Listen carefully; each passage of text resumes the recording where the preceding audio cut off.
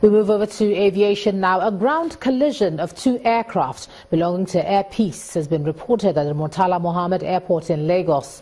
The incident was said to have occurred while one of the aircraft was trying to maneuver its way out of the apron wing of the local terminal of the airport. This is happening barely 48 hours after an aero contractor aircraft was filled with smoke while attempting to land in Lagos. The spokesman for Air Peace, Chris Siwara, says although the points of contact were slightly impacted, no passengers were involved in the accident. Now, the Catholic Archbishop of Abuja, John Cardinal Onayekon, has called for dialogue as a tool for resolving all forms of religious conflict in the country. Addressing participants at a Christian Leaders Forum organized by the Kuka Center in Abuja, Archbishop Onayekon advised religious leaders to tackle what he called verbal violence, which according to him is the root of violent religious extremism. Religious leaders from Yobe, Gombe and Kano states converge in Abuja to brainstorm on ways of countering violent religious extremism. The Catholic Archbishop of Nigeria traces the root of the problem to hate speeches by some religious leaders. Let us presume that everybody agrees that violent religious extremism is a bad thing. But what is still more serious, where we may still have to work hard at getting a common ground, is where is the root of violent religious extremism? It is my strong conviction that already in the way people talk, in the way people propose and propagate their faith, there's a lot of violence. From Bishop mention of oral violence. You have a lot of oral religious violent extremism. The founder of the Kuka Center and the Catholic Bishop of Sokoto Diocese warns against verbal violence, just as the executive director of the Kuka Center enumerates the objectives of the training program. Morally speaking, we are increasingly in a society where our common humanity is not only being assaulted, but it's increasingly diminished. And the confidence and faith of our people constantly being tested. And I think we must be there as gatekeepers to continue to say to our people, Jesus did not make a mistake. We have a reason why we are Christians, and that these are the principles by which we stand. This is one out of two conversations. The project, done in collaboration with the Tony Blair Institute for Global Change, is aimed at preparing select Christian leaders for interfaith engagements with their Muslim counterparts from the same states, with the goal of developing long-term collaborative partnerships that will help tackle violent extremism at the community levels. Away from the Kuka Center, the National Orientation Agency convened a roundtable on the role of the media in reporting peace-building processes and the counter-terrorism narratives in Nigeria. The Director General of the agency challenged media practitioners to avoid reports capable of instigating conflicts. Both events are part of engagements to promote peace and tolerance in the country. In the last few weeks, the national dailies and broadcast media have been awash with stories of huge cash recoveries across the country. And if that was not damaging enough, there are ongoing trials of judges and some senior advocates of Nigeria for corruption allegations. This has left many worried about the impact these have on the nation's image. Another dimension is reports of killings in some regions like southern Kaduna, parts of Benue State, and the constant clashes between farmers and herdsmen in most parts of the country. So what can the nation do? I'm now being joined on the news at 10 by the Director General of the National Orientation Agency, Garba Abari, and he joins us from Abuja. Thank you so much for joining us on the news at 10. Thank you very much. Oh, great. So let me start off from the huge cash recoveries, that we have found, the latest of which is what some people are calling Osborne Gate. Is the government embarrassed by this, and you at the agency as well? Actually, all Nigerians are embarrassed by this.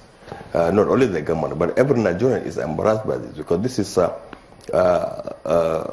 something which is very much outside the ordinary. Large sums of money expected to be where they are supposed to be, in the banks, but found in personal residences. I I think this speaks volumes about a lot of our accountability processes and how we handle public funds in this country and public trust. To a very large extent, I would want to say that it is not really the government alone, but every Nigerian is embarrassed by this kind of situation. And it is not only the Osborne Gate that has been in the news lately. We have seen the large amount of money stashed away in Kaduna, discoveries in water, in water tanks, discoveries in farmlands, discoveries in all manner of places. Tells you a lot that this country had actually gradually over time been really stolen into recession. It's not as if crime and criminality is something new, but this time is actually monumentally new. So it's a very worrisome situation.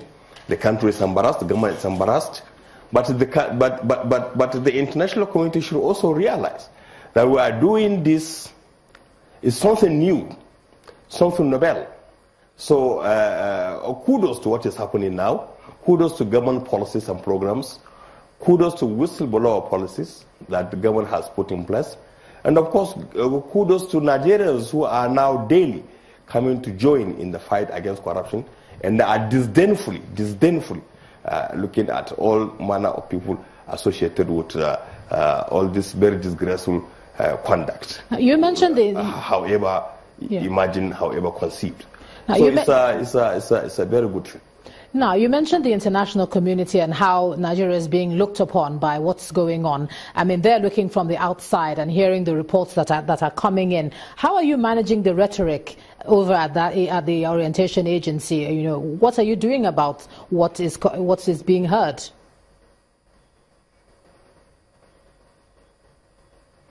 What we are doing is not different from what the government is doing on a larger scale. It's not different from what the government is doing on a larger scale. It's not different also from what is expected of us by Nigerians, because in the first instance, this is a government that came into being basically on the strength of three promises: to fight corruption, to restore security of the country, and to grow the economy. Now, in all of this, the government is being scored very highly. Where the government is dealing very seriously with the security challenges in the country. You must admit that a lot of successes have been recorded in that respect. The fight against corruption may have its own challenges, yes, we agree, but it is also recording successes, because since that hitherto had been unheard of are now being unveiled, and the Nigerians are actually wondering as to whether we are really a different breed of Homo sapiens. If you hear the kind of things that have been associated with individuals, public office holders, those who had held public offices in the past, those who are still holding public offices, been associated with all manner of unwholesome practices, tells you a lot about how low we have sunk in our values and in our ethical behavior and conduct. Now, what behoves all of us as citizens fundamentally is to ensure that we sit down and self-reassess ourselves, self-police ourselves with a view to developing the requisite economic nationalism, economic patriotism, so that we say, hey, we have come to the end of this, we must behave ourselves. We have seen how it has been in the past. We are seeing what it is today. Yes. So all of us must have to come and join hands with government. I'm sorry to have to cut you short, but let me just quickly ask you finally. You know, you've talked about assessing yourself and assessing how the government is doing in terms of anti-corruption, etc. But there are still a lot of gaps in terms of information where security is concerned.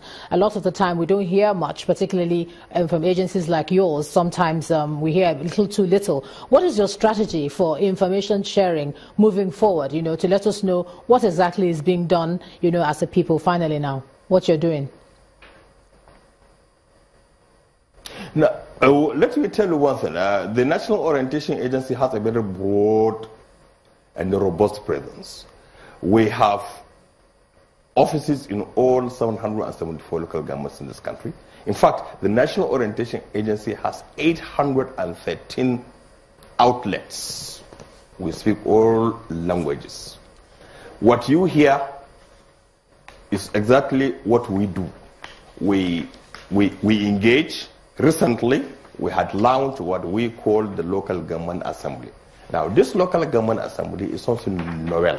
Novel in the sense that we don't come to only the television and go to the newspaper pages and also go to the social media, because these are all platforms that we utilize every day. But we go directly to the people. Directly to the people, where we get traditional rulers, we get religious leaders, we get women groups, we get good groups, the local government bureaucracy, the local government security outfit, youth association, all manner of social groups. They come in all different, under different names and different nuances. We get them together and directly engage with them. We have, you must have seen the launching of the local government assembly engagement process that we held about a fortnight ago. Right. Now, this is something which is being replicated gradually on a pilot scale, and it's going to develop full scale all over the country, so that people will know what government is doing, what is expected of them also as citizens from what government is doing, so that they are better informed. Even if they do not agree with what government is doing, then they will just go away, not from the basis or from the point of view of weakness or lack of knowledge, but simply because they are, at least they are better informed, or they are at least informed about processes, policies, and the programs of government. So the National Orientation Agency actually is up and doing. Very soon we are going to also convene a retreat of all stakeholders. All right, I'm going to have to, I'm sorry, I'm going to have to interject there. Share and make inputs on how we can work with them. All right, thank you so much. I'm going to have to interject. I'm so sorry to have to do that, but thank you so much, Mr. Garba Abari, for sharing your thoughts with us on the News at 10 tonight. And when the News at 10 returns, World Bank and IMF leaders advocate more reforms to sustain global economic growth. That's Beyond Business. Please stay with us.